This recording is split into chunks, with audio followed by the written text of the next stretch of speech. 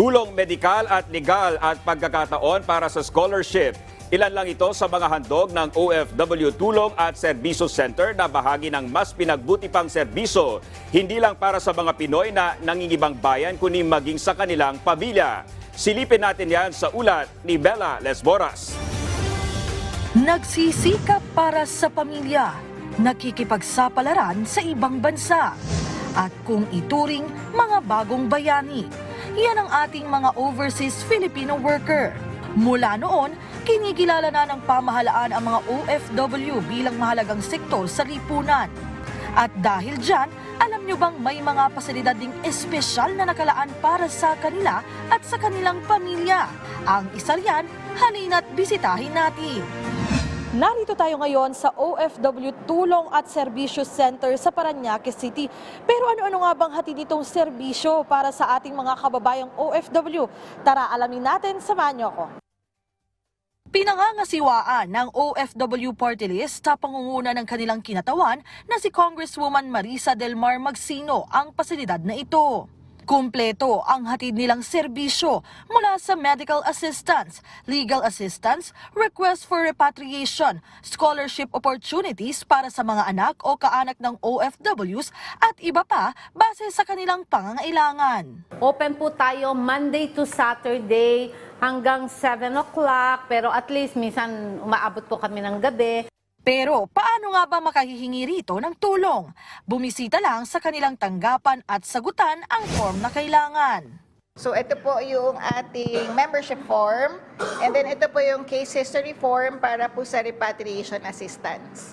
And then ito po ang ating medical assistance para naman po sa tulong sa mga pampublikong ospital. At ito po yung welfare assistance po, yung iba-ibang klase pong tulong. Ayon kay Congresswoman Magsino, hindi biro ang pagtugon sa pangangailangan ng mga OFW.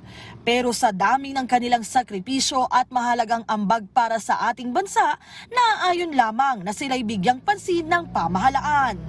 Sa Kamara, isa sa mga isinusulong ni Magsino ang panukalang pagbuo ng Magna Carta of Filipino Seafarers na ngayon naplansya na raw muli ng Kongreso para tuluyan ng maisabatas.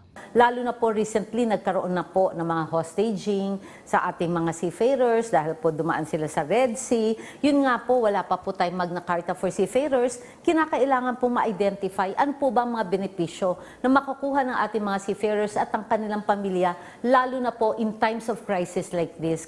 Bukod naman dito, suportado rin ng OFW Party List ang economic charter change na itinutulak ng administrasyon dahil naniniwala silang malaki ang maitutulong nito sa OFW sector. Madadagdagan ng trabaho, yung opportunity ng pag-asenso at mababawasan na rin siguro yung mga OFWs natin na kailangan pa magtrabaho sa ibang bansa for a greener pasture.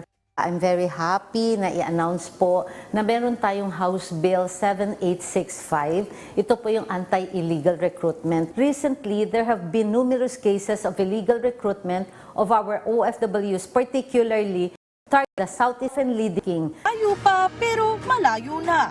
Ganyan kung ilarawan ng OFW Party List ang sitwasyon ng mga OFW sa ating lipunan. Pagtitiyak naman ng gobyerno sa abot ng kanilang makakaya, patuloy nilang iaangat ang kalagayan ng bawat Pilipino sa loob at labas ng bansa. Mela Lesboras para sa Pambansang TV sa Bagong Pilipinas.